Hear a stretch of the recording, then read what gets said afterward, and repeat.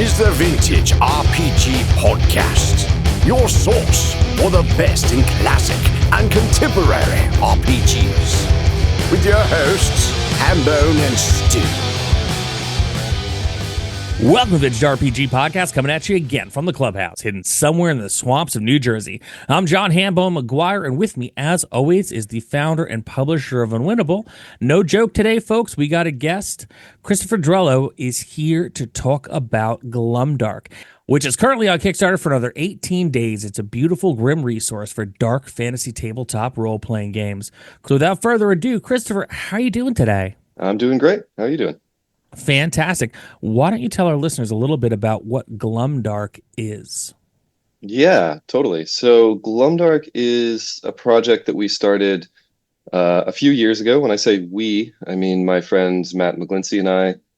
He and I have done all sorts of different art projects over the years, made a video game together, that sort of thing. We started Glumdark as a website about 3 years ago, a little longer than that, with the intention of turning it into a physical product, a physical manifestation eventually. It took us a while to get there, and honestly, it's a book that I've been designing for the past couple of years. So Glumdark is totally system agnostic. I mean, it is mostly random tables, but there is a ton of beautiful artwork in it, and it's a real labor of love that has been sort of crafted from design inspiration of very early bookmaking and Renaissance art and that sort of thing. So it's a grim resource for fantasy tabletop role-playing games. I am so annoyed because I have used the Glumdark website as a reference, and it's the same name, but I didn't put one and one together to make two. I'm sitting here with my jaw open. I'm just like, man, Stu, you are an idiot.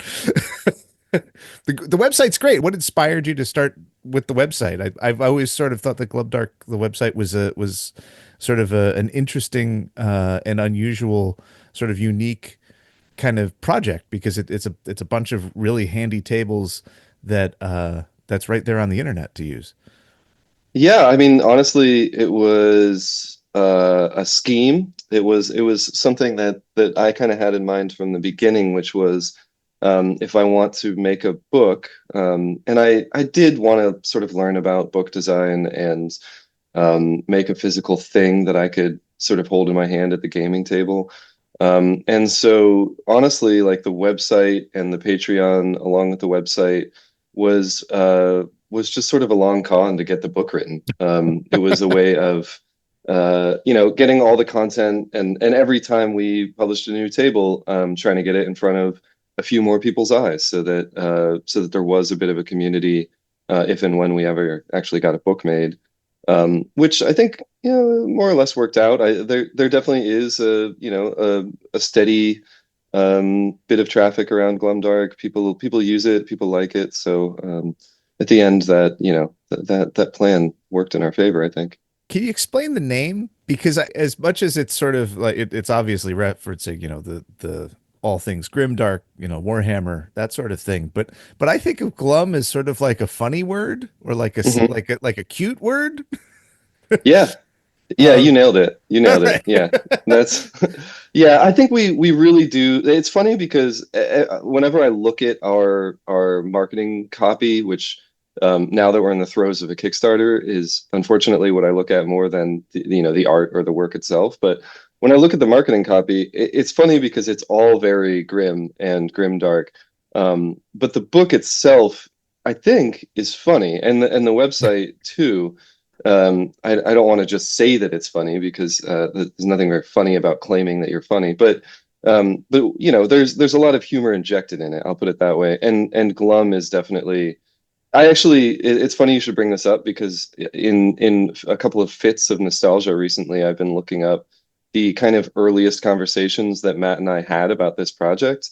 And we dug out the first time that we proposed Glumdark as a name.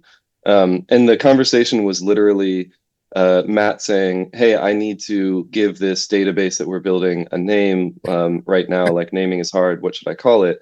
And I said, "Blocko's Wild Imaginarium."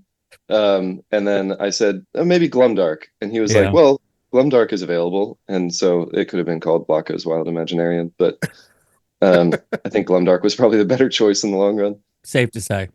Yeah, I yeah. and there is like there's a as much as early Warhammer is like the source of the idea of grimdark in a lot of ways, at least in terms of role playing.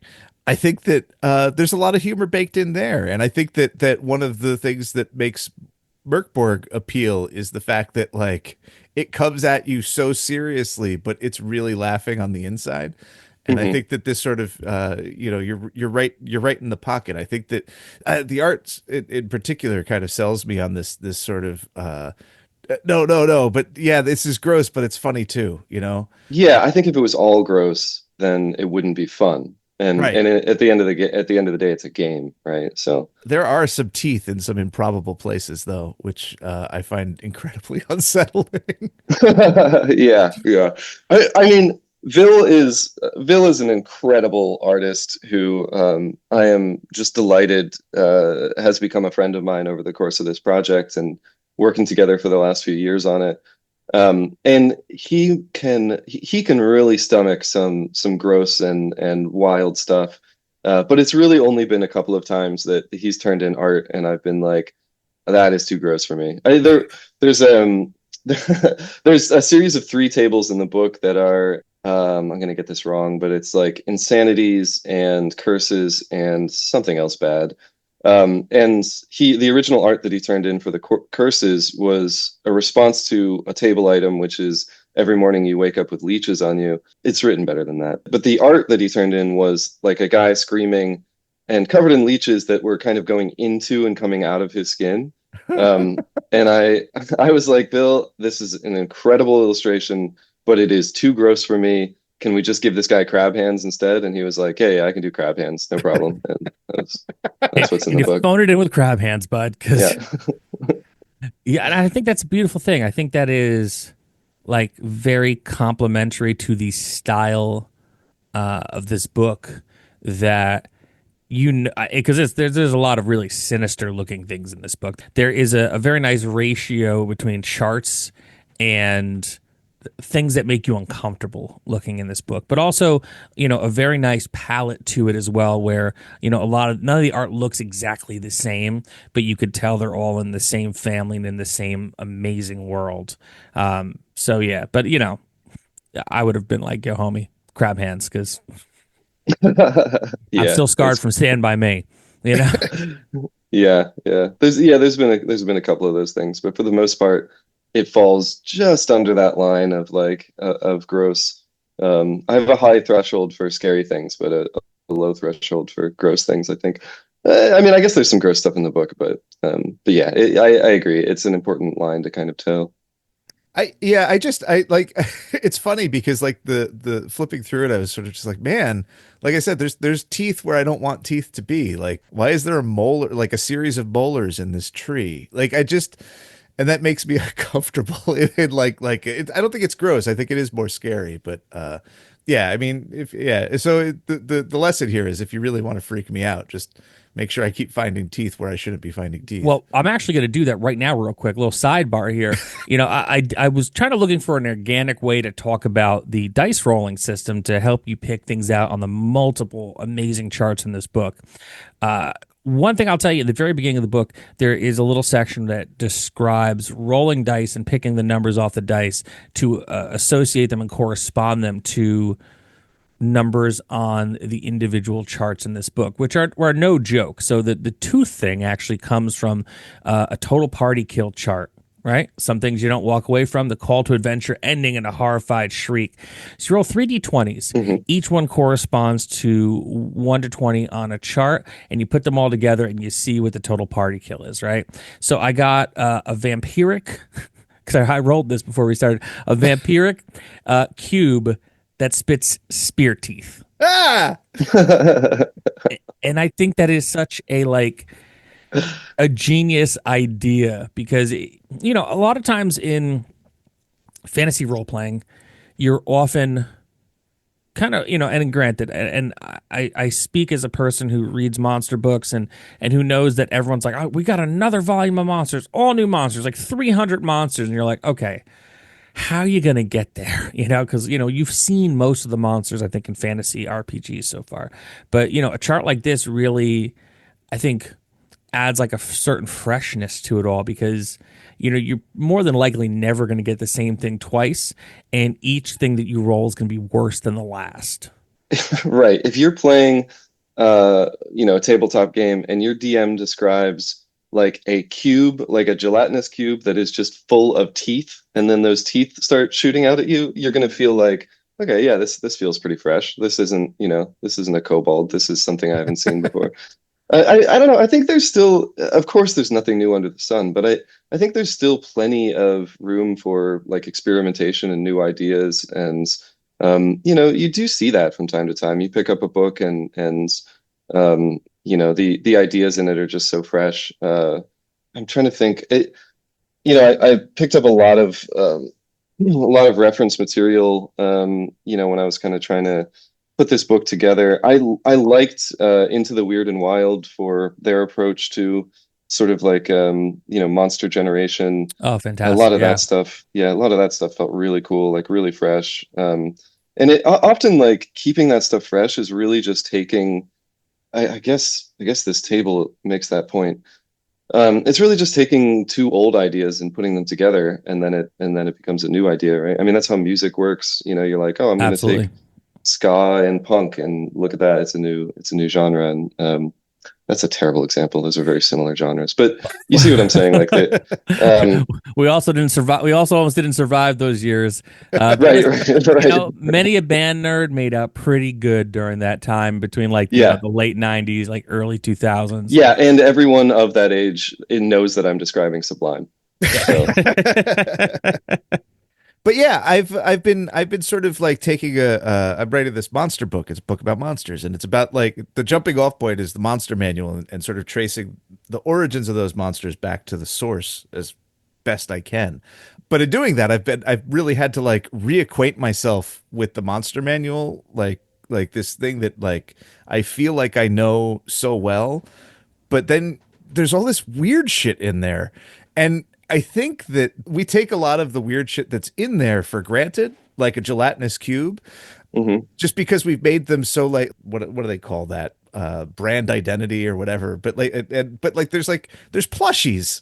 It's the same thing with Cthulhu. You could get a Cthulhu plush. We've gotten really used to Cthulhu, but there was a point where these things were just really, really weird, and reckoning with that weirdness is the way that they became iconic. And I like having these sorts of tables because then I can redo that and put that kind of sort of weirdness in front of players so that they have to figure it out. And like you could feel like that we're playing with symbols and like archetypes and like they vibrate funny, and like you can kind of like see the potential for new icons to sort of be born out of this sort of primal morass. I love it. Yeah, that's insightful. It's like if you if you put like a beholder in front of your party, they might think, "Oh, we're doomed," because they know it's a very high level monster, but they're not going to be affected on a sort of emotional level by your description of this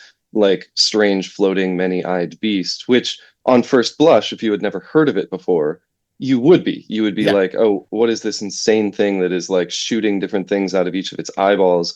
I mean, it's a crazy idea, but it's just so rote to us that it lacks that kind of punch. And yeah, describing a new strange beast, because right, like I'm more about this than I do, certainly, but like so much of these monsters come from folklore and cryptids and whatever, and what are those things but like our fears manifest, right, in the first place. Totally. Yeah. Like my favorite is Chupacabra. Like really strong case that the movie Species sort of inspired sightings of the Chupacabra. Wait, no. Is it Species or is it Mimic? I always get those two movies confused. Are you talking about the one with Natasha Henstridge or the other one? The one with the, oh man. So I would be Natasha, very surprised so if it here's the was thing. species. Here's how to tell the difference. There's one where Natasha Henstridge is very naked for a lot of the movie. Then there's Mimic. Mimic is the Del Toro flick, right? Yeah, All right, hold on one second. I just need to like go on the internet. I got it up ready. So No, it's species. It's species. wait, did you say subspecies or species? I said species. It is Okay. the Natasha Henstridge movie. Yeah. We can Wait, keep all what? of this in. Yeah. Just yeah, Alex, just leave all this in. I mean, because seriously, one is Natasha Henstridge, very naked, most of the movie. The other one is Mimic. Like there's No, but the few moments that you get to see the creature in it's a what's his name? The Geiger. alien guy. Yeah, it's a Geiger creature design.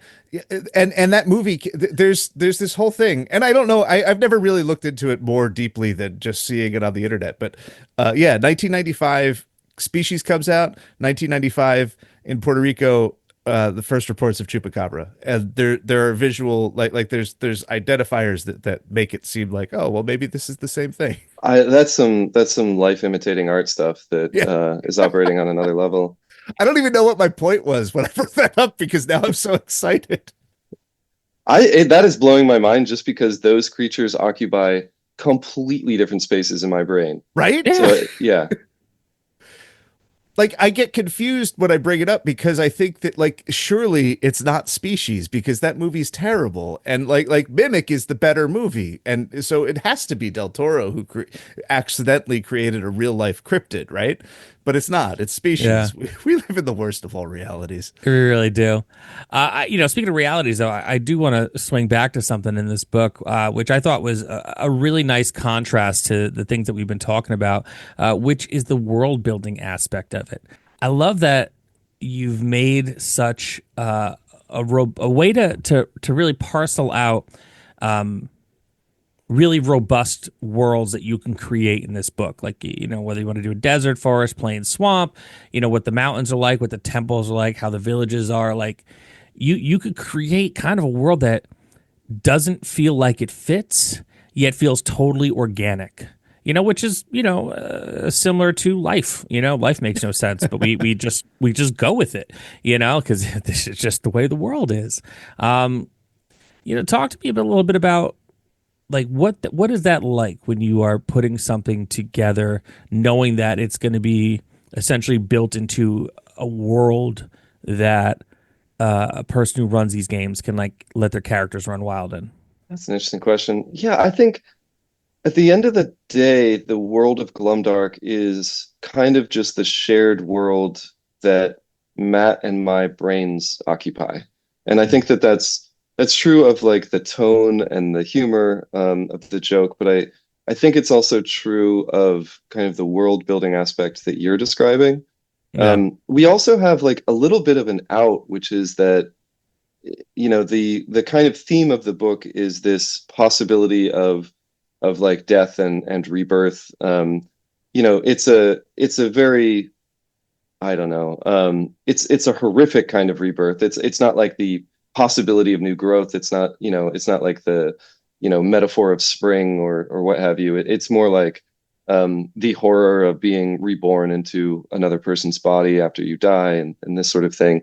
But that allows for this way of describing worlds in totally different ways, where you can sort of say, you can describe, there can be a character in the book who's describing the way that the world is dying, and that might not be the same way that the world is dying on another table, because ultimately you're meant to just kind of take from these ideas. So in my mind, there is this place that Glumdark occupies, and like I have a sense of what it looks like, where it kind of fits nestled within other fantasy realms, and it's certainly not quite D&D, and it's not quite Morkborg, and it's not quite, I know I'm pronouncing that wrong.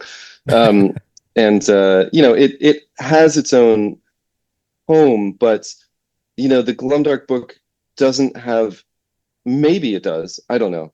I would love for it to be true that it has enough narrative elements and enough detail in it that any reader can kind of, get where exactly this kind of strange new world is.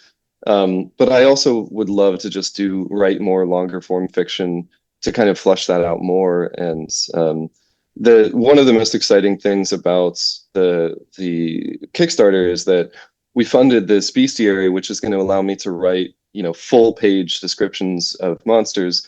And when you do that, you can add like throwaway sentences that flesh out like a little corner of the world here or something else there.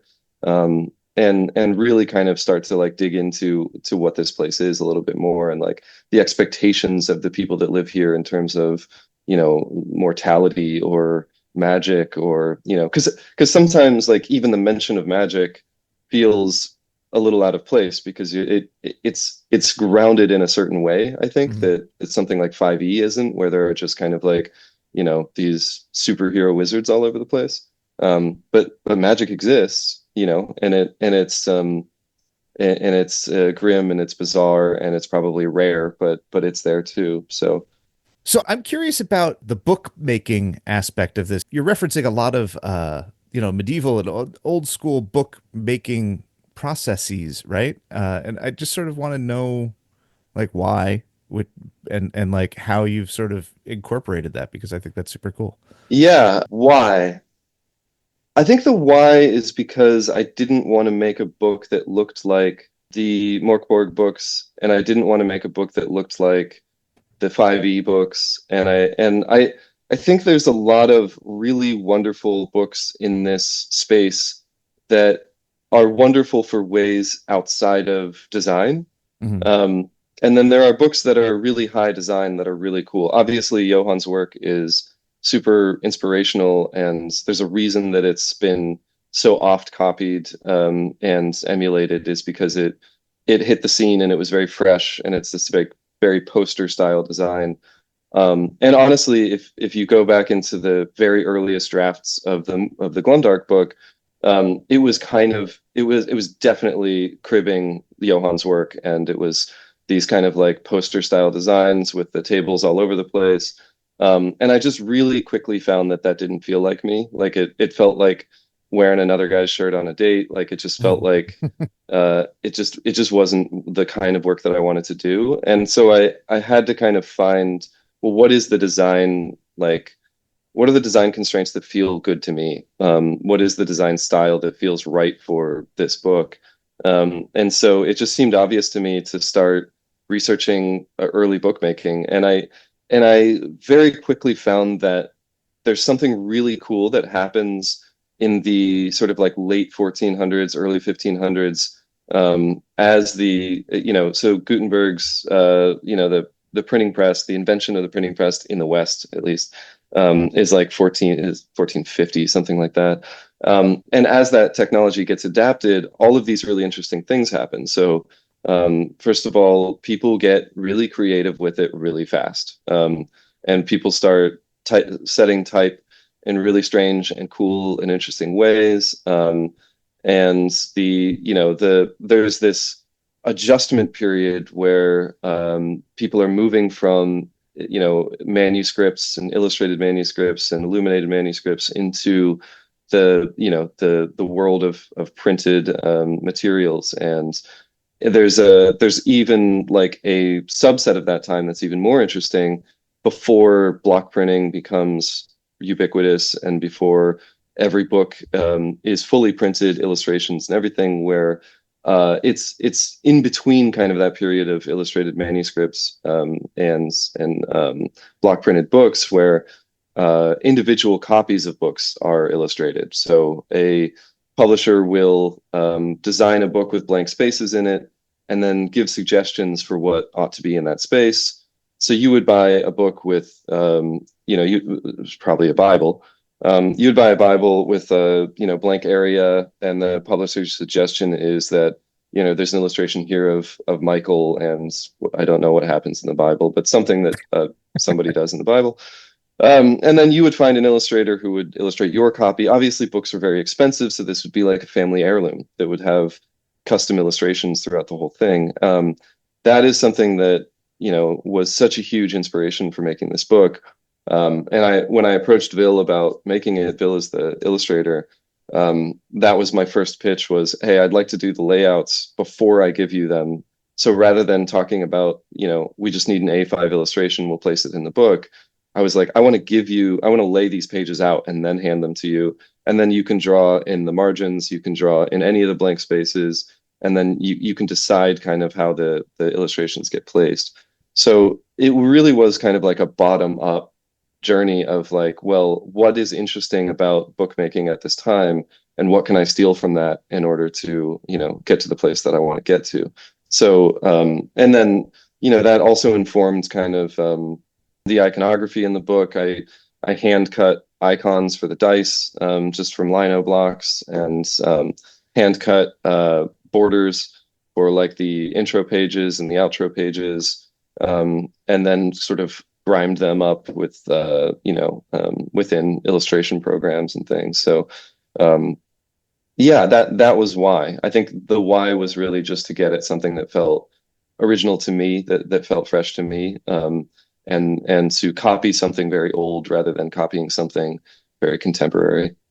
It's interesting, isn't it, how what you said about sort of the Wild West of the printing era, after Gutenberg just, makes the press, and then you have guys like Aldus Manutius, like just doing crazy stuff with typesetting, sort of parallels what we were talking about with the Beholder, and the idea of like the new and the weird, and like having to process it before like it gets, they become sort of regimented, and you get a set of standards going forward.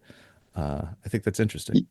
Yeah, and it's actually cyclical. Like when you look at the history of type, what ends up happening is the hand that is typically used gets more and more ornate until it gets too ornate, and then and then it becomes hard to reproduce. And then someone comes along with a type or with a hand that is much simpler, but incorporates a lot of the flourishes in kind of like a codified, simple way. And then that sort of goes off the rails, and then and then comes back to. And I think monster making and all of these things, they probably operate sort of on those same cycles, where like the strange becomes very normal, and then it has to become strange again, or the opposite. So speaking of strange, we haven't talked about your horrible little spider thing, and I feel like we would be remiss if we left without talking about your horrible little spider thing. So why don't you tell us about the horrible little spider thing that's all over the Kickstarter campaign? Yeah, the horrible little spider thing. I call him Frank. Bill and I call him Frank. He doesn't have a name, but he's very much the sort of icon of this book, and I think of the Glumdark universe in general at this point. That was not true when we were just working on the website, but it has become true over the course of working on this book. So Frank is a cackling skull with spider legs. He's got rubies for eyes, and the idea is that he is kind of the inspiration for the book in universe, in that he is a collector of stories. The vision of him is that he kind of selects certain individuals, and when they die, he shunts their souls into someone else's body, just sort of crams it right down on top of the soul that was already in that body. And the goal for him is just to kind of collect these stories and hear about them.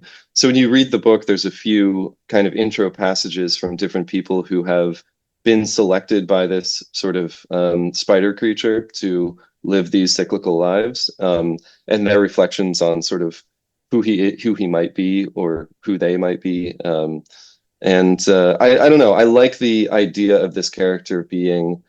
There's something that is really cool about representing it in so many different ways. Like different artists have drawn it, and I love every different artist's representation of it, because it is kind of apocrypha in universe, and it's sort of a cryptid in universe. So I think that would be true, that everyone would describe it slightly differently. And I really like that about it, that it's sort of this folk character that is new, but that ties all of these stories together. Pretty cool. One thing real quick before we hit the go home on this episode, I'd be remiss if I did not mention the Dungeon Synth cassette, music by CTRO, which is part of this Kickstarter. It's got over 45 minutes of cinematic dungeon synth tunes. It's a red cassette. The actual cassette case has 3 panels containing unique tables, and under there it lists Bands of Bastards, Instruments of Sonic Destruction, and in something that is very close to my heart as a musician, shitty venues. Yeah, you could tell that I played in bands, right? Yeah. Yeah. Yeah, I would love to talk about the Dungeon Synth album for an hour, but I'll make this as fast as possible. This is something that I had kind of been tinkering on. So Citro is my I made this. Citro is my electronic music sort of label for myself. And when I first started talking to Exalted, and we were talking about like what are possible sort of Kickstarter backer awards, I was like, oh well, I could write an album, and I didn't expect them to so readily agree to it. They had never even heard my music before, and they were like, well, we can't do an album, but we could do a cassette. And I was like, oh hell yeah, I'd love to do that. So I've been working on the Dungeon Synth album only for a couple of months, but it's been this super fun process where I got together like a collection of romplers that do hurdy-gurdy and organ and strings, and then collection of, I'm using my own Moog synthesizers and some software synthesizers and a bunch of choral plugins. So there's like big choirs on this, and I don't think it sounds like typical dungeon synth music. I'm much more maximalist in my production style. So I think there's going to be a lot of people that listen to this and say, well, this isn't really dungeon synth, and that's fair. But it's also just been so much fun, and I sent some of it to a friend of mine that used to be a cellist in previous bands. And she is now a choir director, and so she is currently working on arranging choral pieces and I think recording them with a Philharmonic choir, in addition to recording some cello stuff. So yeah, it's so much fun. I mean, it's like I'm so excited about this record, and it's such a small little sneaker part of this Kickstarter thing, but I'm just over the moon excited about this music. I love it when shit goes off the rails in the best possible way, right? Yeah, absolutely, man. Well, Christopher, this has been absolutely amazing chatting with you. Folks, Glumdark, a beautiful grim resource for dark fantasy tabletop role-playing games, is on Kickstarter for 18 more days when you hear this episode, if you're listening to it first time on that Monday that it gets released. It has far surpassed its goal. All the stretch goals are unlocked. This is going to be absolutely sick and a must-buy for everyone. If you listen to this, it's going to be really super cool. Christopher, where can people find you and the Glumdark on the internet? So Citro is my personal handle for the music that I make, and also for this project. So Citro on Instagram, Citro on Spotify, and then glumdark.com will get you to our Patreon page. There's a link there to the Kickstarter. So that's a great place to start for everything Glumdark. Very cool. Well, this has been another amazing episode of the Vintage RPG Podcast. Stu, where can people find you on the internet? I'm on vintagerpg.com. That's where all the posts are now. That's where the podcast pops up. We got the newsletter. We got all sorts of good stuff there. It's good to be off of the social media. God, yeah, I'm so close. I'm so close, but not quite there yet. You can find me on Blue Sky and on Instagram at John McGuire RPG. That's the only place I'm really posting these days. We have a little bit of housekeeping at the end of this episode. People have been reaching out, wanted to come on, but we're actually all booked up. One person I want to mention is our buddy Mark Sable. Mark Sable is a comics and game creator. He's offering writing for tabletop role-playing games and online continuing education class through SVA. UVA, the School of Visual Arts. If you've heard his episode in the past, or if you're curious about what this is all about, just dig through our archives, look for the Mark Sable episode for writing for tabletop role-playing games. It's open to anyone, anywhere. It's a weekly workshop where past students have gone to work for publishers like Games Workshop. Classes start Thursday, February 13th, but be sure to sign up to secure a spot. For details, contact at Mark Sable on social media, and there'll be a link in places where there are links. A couple other things I want to mention. Our friends over at Mystic Punks are launching a zine and cassette. Mystic Punks tabletop role-playing game and fantasy audio magazine, Dead Hills Mall, a new Mystic Punks adventure with a cassette, which is dropping on the 18th for Zine Quest. Not for Zine Quest, Skirmish. A vast, grim, there's umlauts in it, so I got to say skirmish. A vast, grim sci-fi skirmish game with miniatures. It is dropping on the 13th of February. It's going to be pretty cool. It's not for Zine Quest. It is core book and minis, compatible with Forbidden Psalm, compatible with Morkborg. Miniature gaming at the end of the world. And as an add-on, I want to mention Violence, Action, Cash, and Prizes from the Neon Lord himself, Brian Shutter. So that's going to be something to look for. One more thing, because I have to put myself over finally, on Drive-Thru RPG right now, crowdfund your fucking life. If you are going to launch your first crowdfunding campaign for Zine Quest, just go to my Drive-Thru RPG for Ham and Egg Publishing. There is a free zine that's going to give you a lot of cool intel on how to do that. If you want to get a physical copy over on my Etsy, they're going to be $10. I have a limited supply of 20. And if you really want to support your old buddy HB, check out my Zine Quest on Kickstarter for Avon by the Sea, local kids versus vampires in an off-season vacation town. And that's coming on the 11th of February. If you like the show, don't forget to rate, review, and subscribe, because your reviews really do help other listeners to find us. And if you really like the show, why not become a patron? Patreon.com/vintagerepg. We got a behind-the-scenes look at the book that Stu was literally writing before he jumped on this episode. We got a behind-the-scenes look at the stuff that I'm working on. We have a killer Discord community, which is also an oasis from social media that we'd love for you to be a part of. At the $5 tier, you could jump in on a monthly game with your old buddy HB, and I change it up every month. I play a different RPG every month. $10 tier, you can get it on my game and on Stu's legendary West Marches campaign. It's deadly, it's fun, and you get to hang out with Stu for a little bit and see how he runs these amazing adventures. Patreon.com/vintagerepg. So for Stu Horvath, I'm John Hambone McGuire. May the dice always roll in your favor. Thanks for listening. Don't forget to like, review, and subscribe to the podcast. Every review helps other listeners to find us. The Vintage RPG Podcast is a ham-fisted production. Music by Dega West. Art by Schaefer Brown. If you like the podcast, you should also consider becoming a patron at patreon.com.